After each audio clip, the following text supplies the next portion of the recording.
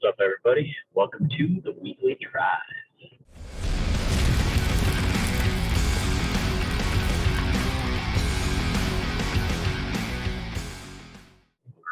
So, I am currently in bumper-to-bumper Memorial Day weekend traffic. So, if I curse, I apologize ahead of time.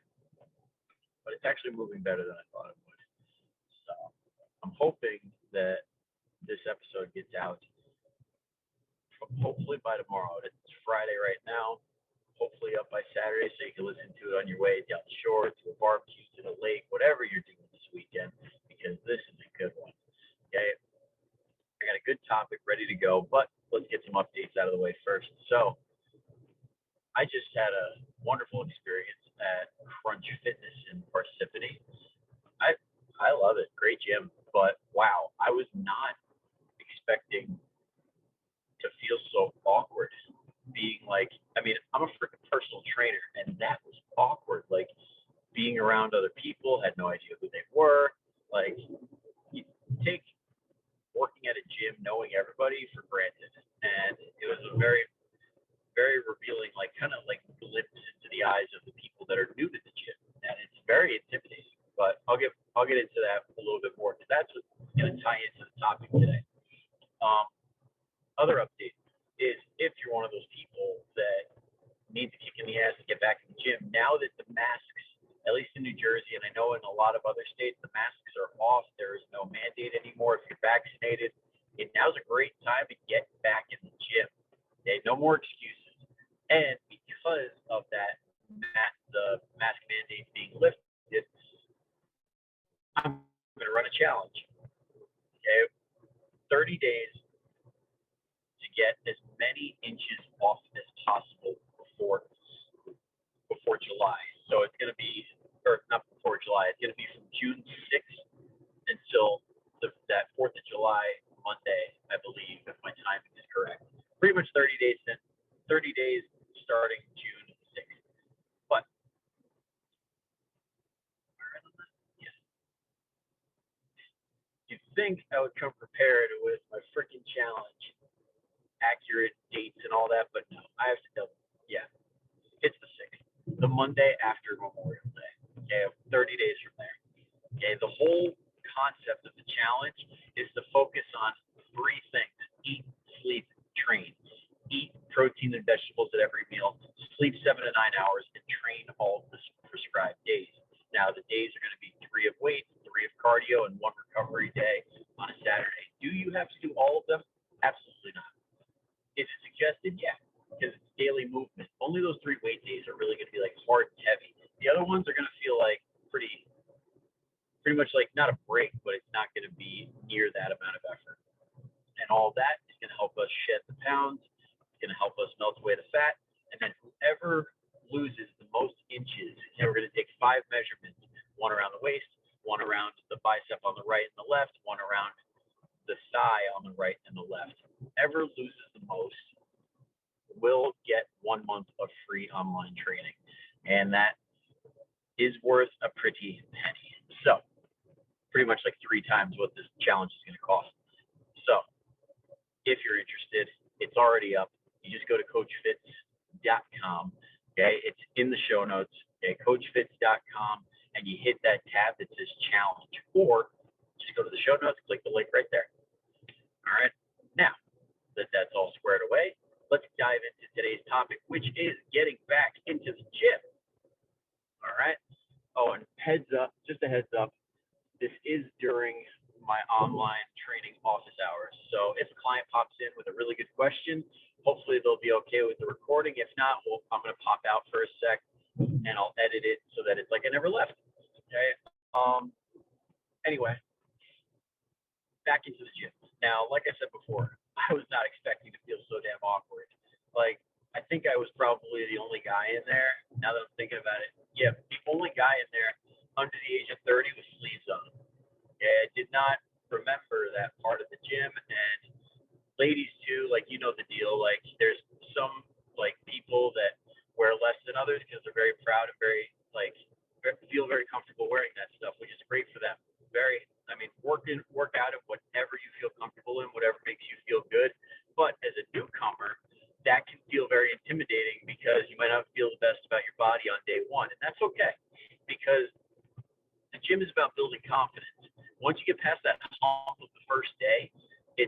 much easier from there, mentally and physically.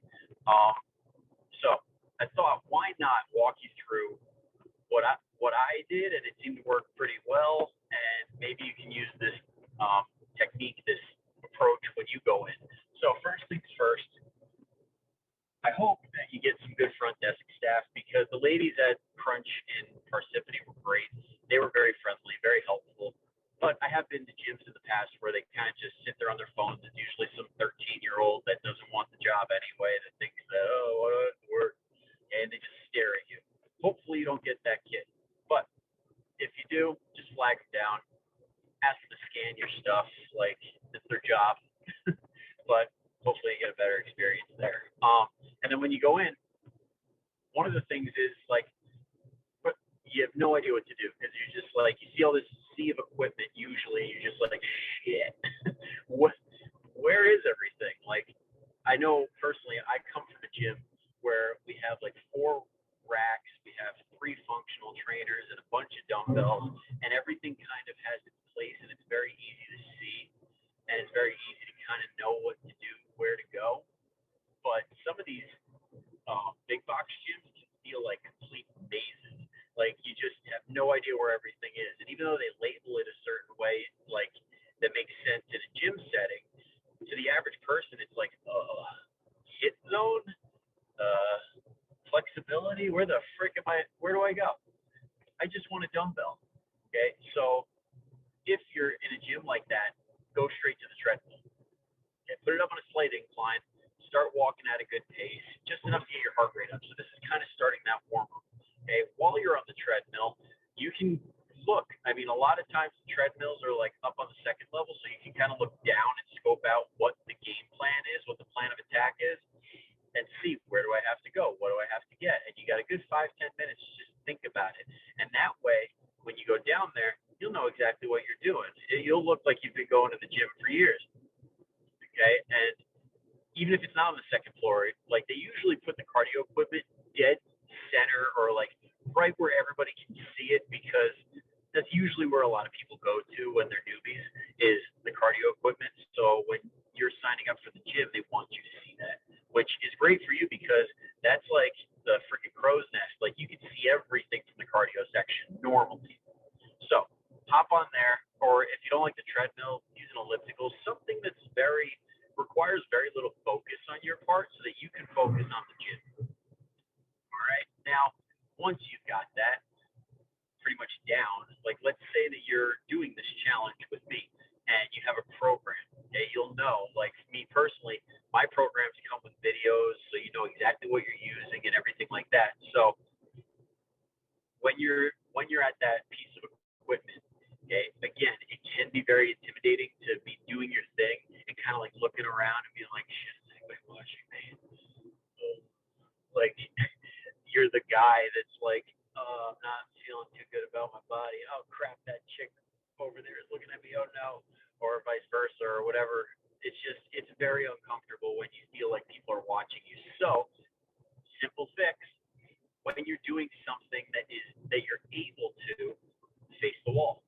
Okay, it sounds very dumb and simple and like, oh, but seriously, like, I kind of was getting those feelings too, and like, I don't think I'm in bad shape or anything, but I'm just like, it just doesn't feel good knowing that people might be looking over at you, and even if they're not, like, we're all human. We think that that's happening even when it's not. Okay, but well, there we go. We all know the left lane is good to use, right? Yeah. So if you can, face the wall, or if you're stuck with a mirror in front of you, just focus on the weights in front of you and look at the ground, or look at your phone between sets. Just make sure you're not looking at it for too long. So setting timers does help too. Now we might as well talk about that too while we're here.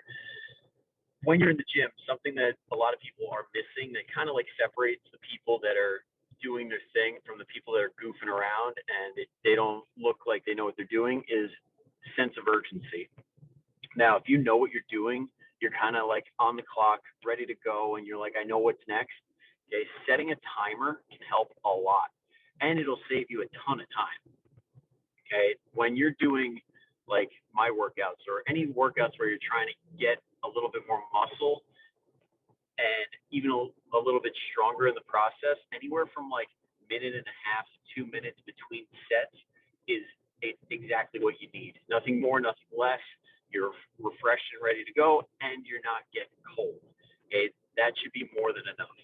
Now, you set a timer. Like I have a little watch for those of you that can see. Yeah, I have a watch. Oh, clients.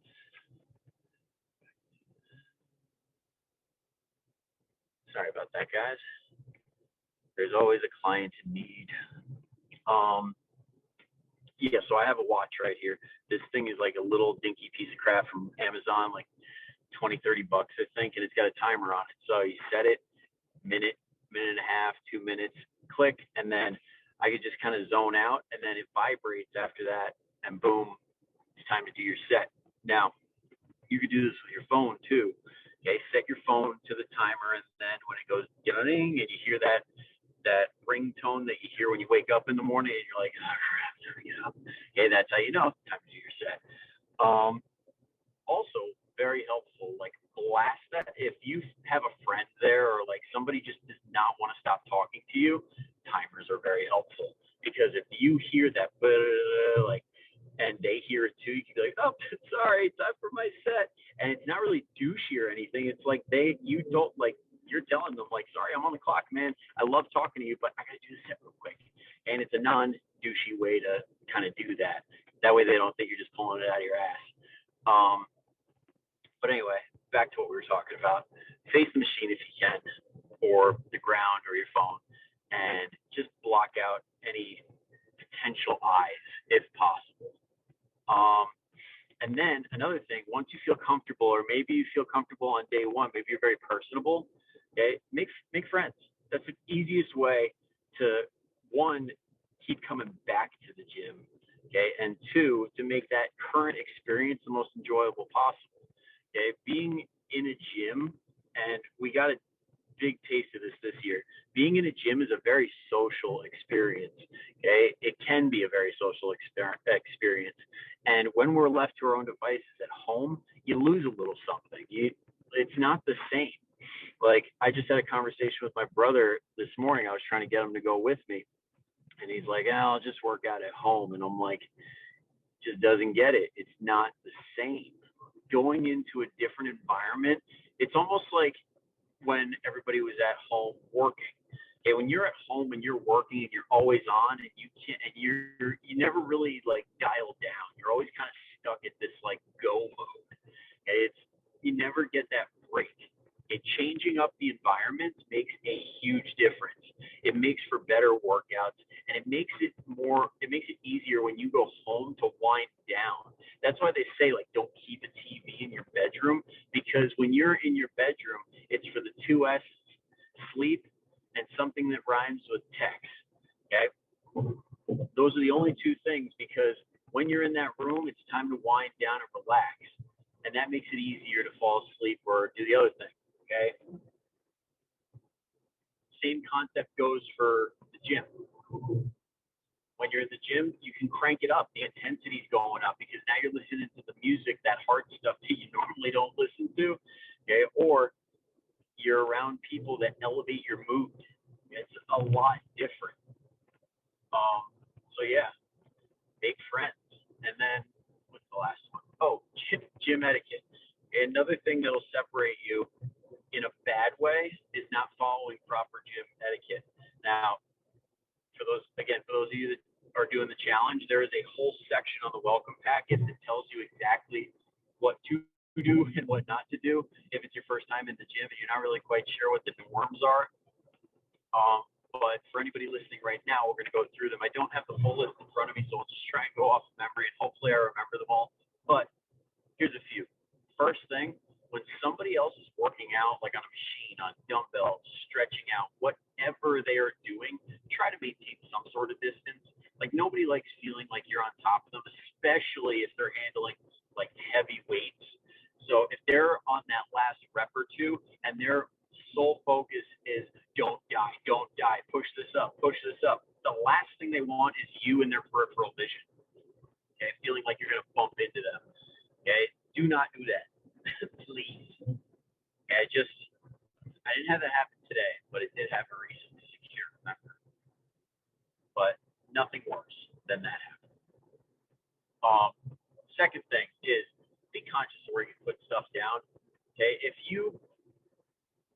use an example. If you're by the mirror and you have that line of benches, okay, that line of benches has that little space in between. Now that makes it doable to kind of like get past people and like get around. Do not put your bag, do not put your mat in those areas between benches, because that's where people are walking to try and avoid other people. So you don't want to clog it up and cause a lot of traffic. Okay, if you're on those benches, you shouldn't need a mat. Okay, and if you do for some reason, just put it off to the side and use it when you need it, and then put it out of the way. Okay, same goes for the bag. Like you can put that under your bench in a way that the dumbbells cannot hit it. So say that you're doing a bench press, okay, and you're doing your thing on the bench. Put your bag underneath where your head is under the bench. Zero chance of those dumbbells coming down on them unless it takes like a 0.001% very unlucky bounce. Okay, and you're also protecting you from getting stepped on by other people who are just trying to move around. It's not their fault if they step on your phone if it's in the middle of the floor. Another thing now, with everybody being as health conscious as we are, doing our thing, doing our part, wipe shit down. And this, I'm a prime offender.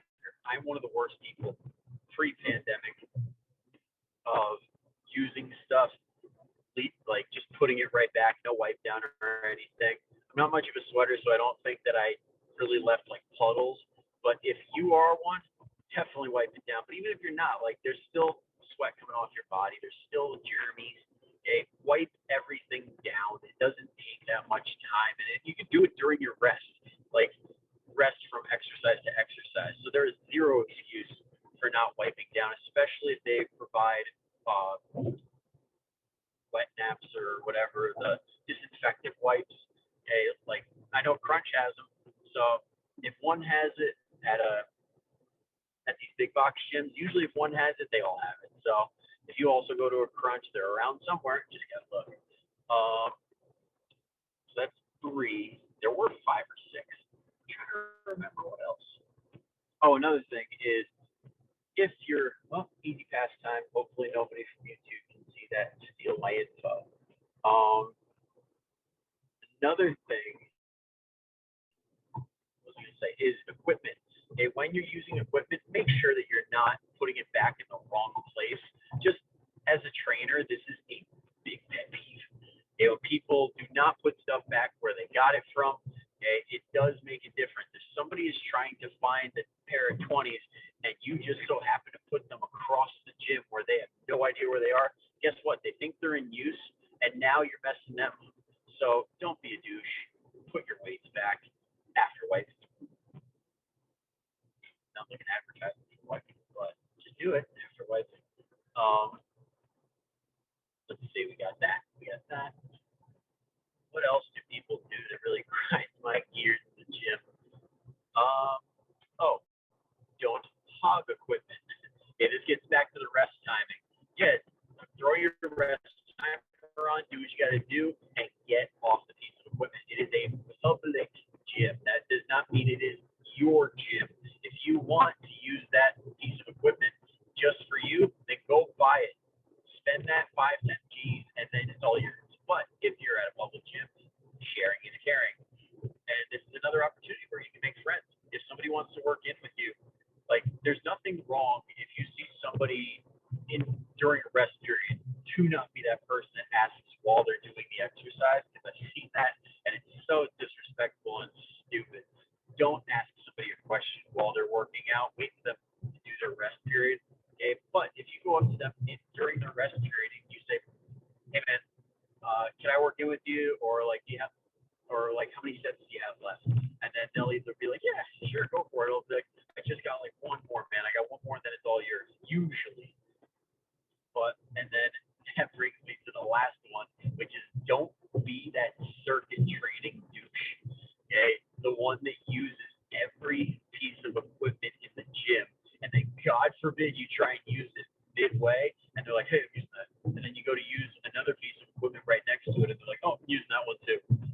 Don't be that guy. Okay, I know in the challenge that I've got going on, I got circuits and everything, but that, for one thing, they were made so that you should be able to do them in a person. You shouldn't need that much equipment. And two, there's no policy, there's no program, there's no reason to ever be a douche in the gym. Okay, people are all trying to achieve the same thing. Just want to feel good in their own skin, feel strong, feel good. So, geez, people don't leave me be on Friday. Sorry. But yeah, just remember that because at the end of the day, regardless of how I talked about before, like how sorry, just checking for people doing office hours, none yet. Regardless of what you think, like people watching you or people judging you, at the end of the day, nobody really cares about you. They're all like, when you go to the gym, it's a very, very self-centered act. It's literally all about like, how do I get myself looking better? How do I look good in the mirror? How do I get my butt to look more toned? If I do this exercise, okay. They're not thinking, oh, that person in the corner looks like an idiot. And nobody really cares. And if they do, they're a douche. Like the real ones that have been at the gym for a long time, that know what they're doing, that aren't fake, they're going to be the nicest people in the gym. So if you see somebody that really looks like they know what they're doing, the form is really good, they're not being like douchey, trying to like flex in the mirror or anything. They're just an average person that looks like they know what they're doing. That's the person to go make friends with because they are probably going to be the nicest person in the gym. Even if they are big and muscular or like if they're just really cut and lean and they look super duper in shape. But if they're not being like a jerk, I will bet you 9 times out of 10 they are going to be the nicest person in there because they get it. Okay, we all come from somewhere. We all do. And the people that judge are usually like the people that don't last very long. So keep that in mind.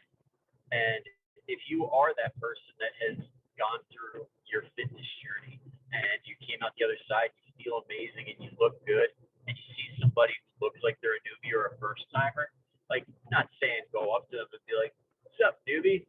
Don't do that, but like give them a smile, like make them like reassure them that they're doing good without being creepy.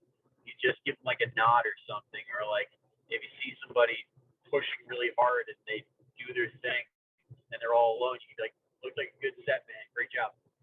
Like, who's gonna look at you and be like, "Oh, what?" Like, no. People, it's gonna make them smile. It's gonna make them happy. So, so yeah. Hopefully, I'll get this out by Saturday, and you guys can all hear about this in time. Sign up for that challenge, okay?